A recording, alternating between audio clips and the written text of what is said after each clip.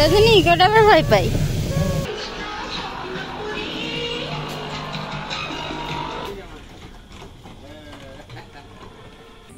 CC camera রয়েছে, না হলে ছিঁড়ে নিতাম।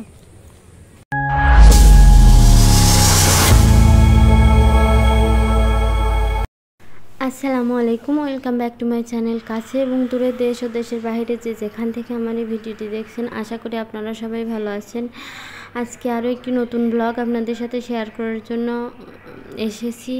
আশা করি ভালো লাগবে। ভালো লাগলে লাইক, কমেন্ট আর শেয়ার করবেন, আর ভালো না লাগলে ইগনোর করে চলে যাবেন।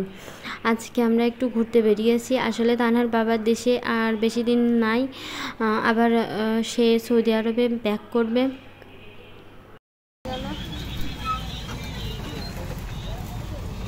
কোথায় যাচ্ছ মারিয়াম? পার্কে।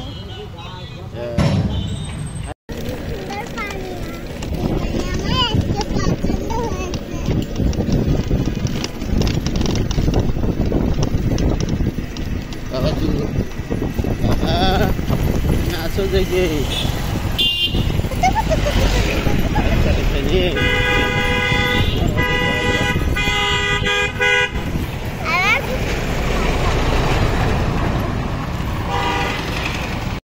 আমাদের ঝিনাইদহের কয়েকটা রাস্তায় এরকম অনেক বড় বড় গাছ আছে।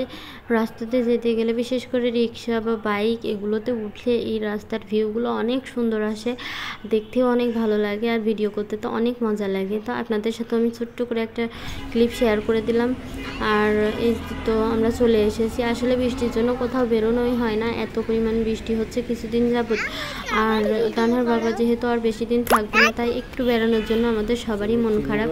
তো বেরোতেই পারি না। আজকে বেরিয়েছি, তারপর তখনও বেশ বৃষ্টি হচ্ছিল, মানে আল্লাহর রহমতে বৃষ্টিটা থেমে গিয়েছে তার জন্য, না হলে আমাদের আজকে ফিরে আসতে হতো। আর আমরা যেতে চেয়েছিলাম মিয়ার দালানে, কিন্তু যেতে পারলাম না।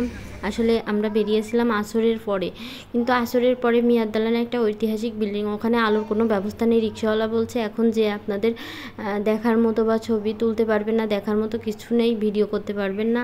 আর একটা গ্রামের মধ্যে তো এখন না যাওয়াই ভালো, 3টার দিকে বা 3:30টার দিকে গেলে ভালো হয়। তার জন্য আমরা ওখান থেকে ফিরে এসেছি। আমরা বললাম এখন কোথায় যাব? তো তানহার বাবা বললো চলো পার্কেই যাই, যে বাকি রাইডগুলো আছে সেই রাইডগুলোতে বাচ্চাদেরকে চড়িয়ে নিয়ে আসবো। তো যেই কথা সেই কাজ, আমরা রওনা দিলাম পার্কের উদ্দেশ্যে। তো পার্কে এসে একদমই অবাক হয়ে গেলাম, একদম ভিড় নেই, একদম ভিড় নেই। আমরা বাইরে থেকে অল্প কিছু খাবার কিনে ভিতরে ঢুকেছি, যেহেতু খাবার বেশি নেওয়া যাবে না, মানে নেওয়াই যাবে না। আমরা কিছু খাবার, যেহেতু বাচ্চা আছে সাথে, তাই কিছু খাবার কিনে নিয়ে ভিতরে ঢুকেছি। আর এখানে খুবই অল্প সংখ্যক লোক ছিল, যেহেতু সিজন শেষ। আমরা যখন ঈদে গিয়েছিলাম তখন সিজন ছিল। তো আশাটা বৃথা মনে হয়নি এই ফুলগুলোর জন্য। ফুলগুলো এত সুন্দর ছিল, শেষমেশ তো আমি না পেরে, লোভ সামলাতে না পেরে শেষমেশ তো আমি ফুলগুলো ছিঁড়েই নিয়ে এসেছি কয়েক পিস। আর এদিকে দেখেন এই পানির ফোয়ারাগুলো সেদিন আমি খুব ভালো করে দেখিয়েছিলাম, আর আজকে সব কিছু বন্ধ করে দিয়েছে। তো ঘোরার মতো কিছুই নেই, কিন্তু পুকুর পাড়ে যে বেশ কিছুক্ষণ আমরা বসেছিলাম চুপচাপ। আর এই যে এখানে ফটোশ্যুট চলছে। আমার মেয়ে ছবি তুলতে অনেক ভালোবাসে, ওর ছবিতে ভর্তি আমার ফোন, ওর বাবার ফোন, সবগুলো ফোন ভর্তি। তারপর ওর ছবি তুলেই হয় না। আবার একটাই এমন তেমন হলে যে ডিলিট করব সে উপায়ও নেই, সে একদম ডিলিট করতে দেবে না। তো যাই হোক, ওর খুশি, মানে বাচ্চাদের খুশি, বাবা মায়ের খুশি। আর মূলত আমার বাচ্চার জন্যই আবার আজকে এই পার্কে আসা, না হলে আসতাম না। আমার আসতে ইচ্ছা করছিল না। আমি ভেবেছিলাম কোনো একটা রেস্টুরেন্টে বসে একটু খাবার খেয়ে বাসায় চলে যাব, কিন্তু ওর জন্য ও খাবার খাবে না। ও বলছে আমি কোনো খাবারই খাবো না, আমি একটু ঘুরবো আর আমি কয়েকটা রাইডসে উঠবো। তো বললাম তাহলে চলো, ঠিক আছে। আমার বাবাটা ঘুমিয়ে গেছে।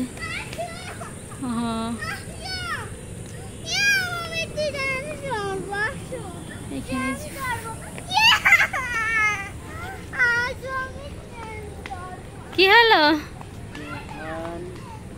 না, ট্রেন চড়া যাবে না, ট্রেনে মজা না, সেদিন মজা পাইনি। না, চড়া যাবে না, ট্রেনে মজা নেই, একদম মজা নেই। তাহলে আমও ধরেছে, দেখো আম, আম কি সুন্দর আম ধরে আছে, কেউ ছিঁড়েও নেয় না। সিসি ক্যামেরা আছে, সিসি ক্যামেরা রয়েছে, না হলে ছিঁড়ে নিতাম। দেখলেন তো কেমন বায়না করে আমার মেয়েটা। তো আমরা ট্রেনে চড়িনি, এই দোলনায় চড়েছিলাম। ওর বাবা ওকে নিয়ে বসেছিল আর আমি বাচ্চাকে নিয়ে বসেছিলাম, এর জন্য ভিডিও করতে পারিনি। মানে বাচ্চাকে একটু শক্ত করে ধরে রেখেছিলাম, যেহেতু দোলনাটা জোরে ঘোরে। আমার ভিডিও থেকেও আমার বাচ্চাদের সেফটি জরুরি, তার জন্য ভিডিও করিনি। আর এই যে পুকুর পাড়টা এসে অনেক শান্তি লেগেছিলো। সন্ধ্যা আরেকটু আগে আসলে অনেকক্ষণ বসে থাকতে পারতাম, যেহেতু সন্ধ্যা লেগে গেছিলো আর অনেক মশা ছিল, যার জন্য বসে থাকতে পারিনি। আর বাচ্চাদের মশায় কামড়ালে তো সমস্যা। তো এখানে এই রাস্তাটা আর এই পুকুরের সাইডটা অনেক ভালো লেগেছিল। আমি তানহার বাবা অনেকক্ষণই বেশ বসেছিলাম। তারপরে সন্ধ্যার আজান দেওয়ার পরে তানহার বাবা নামাজ পড়ে নিল। নামাজ পড়া শেষ করে তারপরে এখান থেকে উঠে তারপরে আমরা অন্য রাইডসগুলো চড়েছি। আর আমার বাচ্চা ছোটোটা আর কি, আমার ছেলেটা ঘুমিয়ে গেছিলো, কিন্তু এই এখন উঠে গেছিলো। এখানে এসে ওকে বসিয়ে দিয়েছিলাম, ও অনেক খেলা করছে।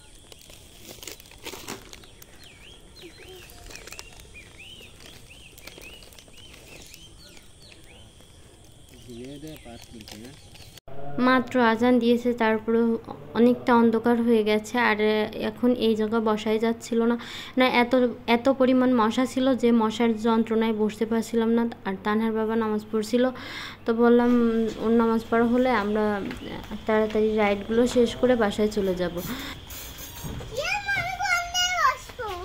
এখানে এই সাবধানে মনির ধরে রেখো। হ্যাঁ, আমি এই পাশে আসো।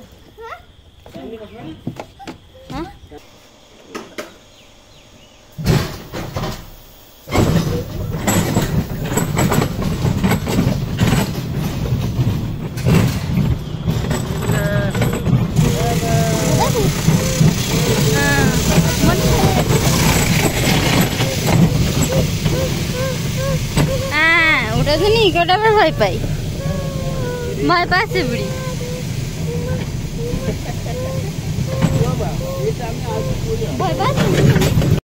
রোলার কোস্টারে ওঠার পর মেয়ে ছেলে দুজনই কান্না শুরু করে দিয়েছিল আর অনেক ভয় পেয়েছিল। আমি উঠবো না, মেয়ের বায়নাতেই উঠেছিলাম। আসলে ওর এত জেদ বলে বোঝানো যায় না।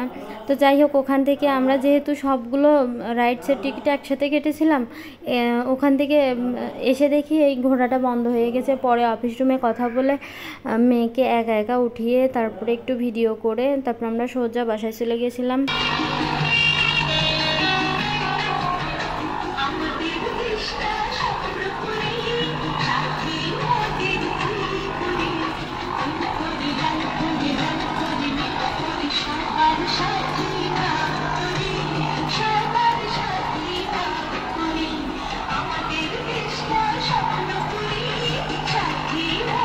বুড়ি এদিকে তাকাবি, বুড়ি টাকা এদিক তাকাও, তাকাতি বলো।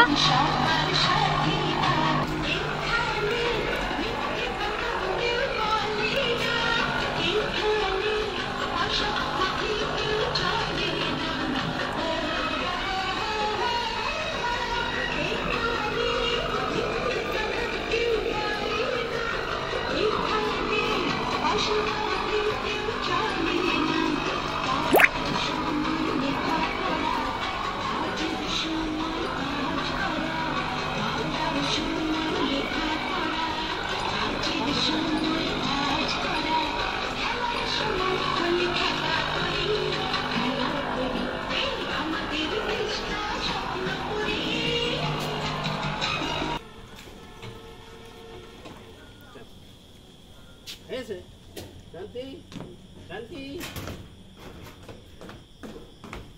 ধন্যবাদ ভাই।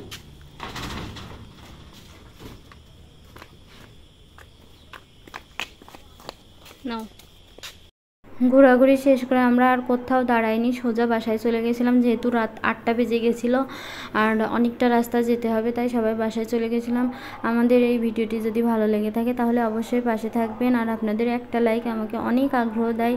সবাই ভালো থাকবেন, সুস্থ থাকবেন, আর আমার বাচ্চাদের জন্য অবশ্যই দোয়া করবেন। আল্লাহ হাফেজ।